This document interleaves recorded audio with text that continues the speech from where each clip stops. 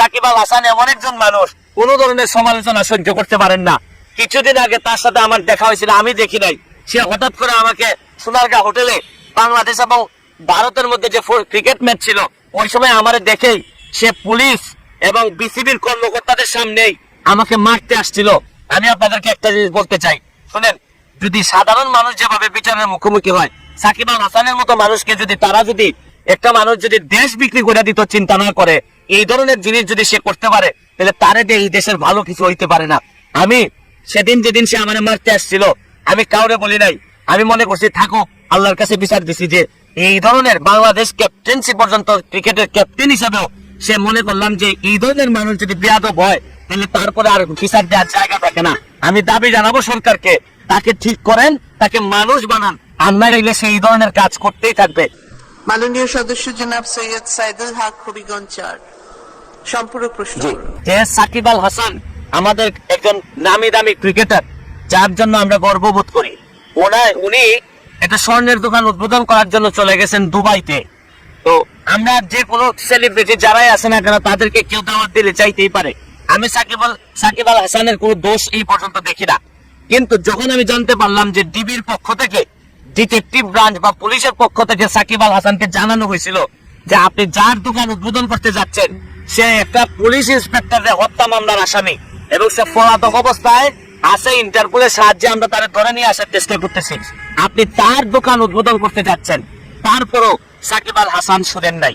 আমার কাছে মনে হয়েছে যে এটা যে একটা অপরাধ, উনি জানেন কিনা যে সেলিব্রিটি হইলে কি তার কোনো অপরাধের বিচার হবে না। আপনাদেরকে একটা জিনিস বলতে চাই, সাকিব আল হাসানের যারা ফলোয়ার আছেন তাদের প্রতি বা তার ফ্যান যারা আছেন তাদের প্রতি সম্মান রেখে একটা কথা বলতে চাই যে সাকিব আল হাসানকে আপনারা জানেন যে কিছুদিন আগে আমি একটা ভিডিও করে তারা অনুরোধ করছিলাম যে জুয়ার সাথে যেন সে সম্পৃক্ত না হয়। জুয়ার সাথে সম্পৃক্ত না হওয়ার জন্য বলছিলাম যদি 3 লাখ টাকা লাগে আমি 3 লাখ টাকাও দিতে রাজি। শুনেন, সাকিব আল হাসান এমন একজন মানুষ কোন ধরনের সমালোচনা সহ্য করতে পারেন না। কিছুদিন আগে তার সাথে আমার দেখা হয়েছিল, আমি দেখি নাই। সে হঠাৎ করে আমাকে সোনারগাঁ হোটেলে বাংলাদেশ এবং ভারতের মধ্যে যে ক্রিকেট ম্যাচ ছিল ওই সময় আমার দেখেই সে পুলিশ এবং বিসিবির কর্মকর্তাদের সামনেই আমাকে মারতে আসছিল এবং আমেরিকান কিছু লোকজন এখানে ছিল যাদের সাথে দেখা করতে আমি গেছিলাম, তাদের সামনে সে সবাইকে ইগনোর করে আমারে মারতে আসছিল। আমি কিছু বলি নাই। পুলিশরা এসে আমারে বললো যে বাদ দেন ভাই, সে সেলিব্রিটি, তার কথা বললে লাভ নাই।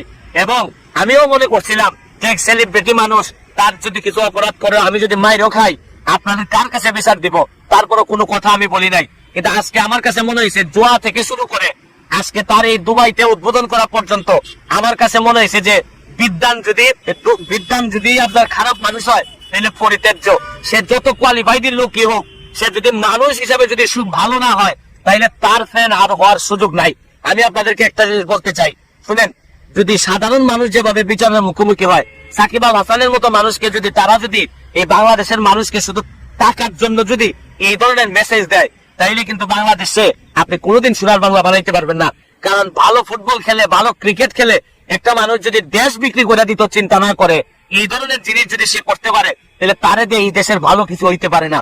আমি সেদিন যেদিন সে আমার মারতে আসছিল, আমি কাউরে বলি নাই। আমি মনে করছি থাকো, আল্লাহর কাছে বিচার দিছি যে এই ধরনের বাংলাদেশ ক্যাপ্টেন্সি পর্যন্ত ক্রিকেটের ক্যাপ্টেন হিসাবেও সে মনে করলাম যে এই ধরনের মানুষ যদি বেয়াদব হয়, তাহলে তারপরে আর বিচার দেওয়ার জায়গা থাকে না। আজকে আমার মনে হয়েছে 2-1 কথা বলা দরকার। তাকে যারা ফলো করেন, তার যারা ফ্যান, তাদেরকে একটা অনুরোধ করব, তাদেরকে বলেন যে দিনে 8-10 ঘন্টা ক্রিকেটের পিছনে সময় দিয়ে ভালো ক্রিকেটার হওয়ার সাথে 1 ঘন্টা সময় দিক, যে ভালো মানুষ হোক। মানুষ না হইলে এই ধরনের মানুষের বাংলাদেশে প্রয়োজন পড়ে না। আজকের মতো বিদায় নিচ্ছি। আমি দাবি জানাবো সরকারকে, তাকে ঠিক করেন, তাকে মানুষ বানান, আর না হইলে সেই ধরনের কাজ করতেই থাকবে। বিদায় নিচ্ছি, ভালো থাকুন, সুস্থ থাকুন।